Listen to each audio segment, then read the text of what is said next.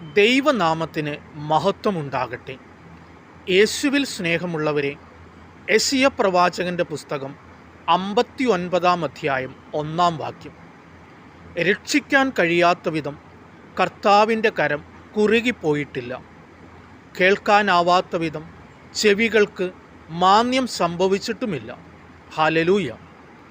സ്നേഹമുള്ളവരെ, നാം പാപം ചെയ്ത് ദൈവത്തിൽ നിന്നും എത്ര അകന്നു പോയാലും നമ്മെ രക്ഷിക്കുവാനും നാം ഒന്ന് നിലവിളിച്ചാൽ അവിടുന്ന് കേൾക്കുവാനും ശക്തിയുള്ള ഒരു ദൈവമാണ് നമുക്കുള്ളത്.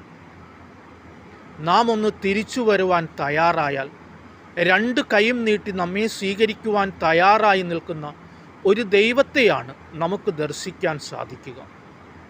പന്നിക്കുഴിയിൽ കിടന്ന ധൂർത്തപുത്രൻ തിരിച്ചു വന്നപ്പോൾ 2 കൈയും നീട്ടി സ്വീകരിക്കുകയും നഷ്ടപ്പെട്ടുപോയ പുത്രൻ്റെ സ്ഥാനം നൽകി അവനെ ചേർത്തു പിടിക്കുകയും ചെയ്ത ദൈവമാണ് നമുക്കുള്ളത്. സ്നേഹമുള്ളവരെ, പാപത്തിലകപ്പെട്ട് നിരാശയിൽ ജീവിക്കുന്ന നമുക്ക് അതിനെ ഉപേക്ഷിച്ച് ദൈവത്തിങ്കിലേക്ക് തിരിയുവാനായിട്ട് സാധിക്കണം. ദൈവം നമ്മെ രക്ഷിക്കും. ആ ഒരു വിശ്വാസത്തോടു കൂടി ദൈവത്തിങ്കിലേക്ക് തിരിയുവാനും ദൈവത്തിൻ്റെ സ്നേഹത്തിനനുസരിച്ച് ജീവിക്കുവാനും നമുക്ക് പരിശ്രമിക്കാം. ദൈവം അനുഗ്രഹിക്കട്ടെ. ആമേൻ.